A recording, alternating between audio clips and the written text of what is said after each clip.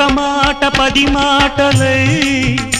అది పాట కావాలని ఒక జన్మ 10 జన్మలై అనుబంధమవ్వాలని అన్నిటా ఒక మమతే పండాలని అది దండలో దారమై ఉండాలని అన్నిటా ఒక మమతే పండాలని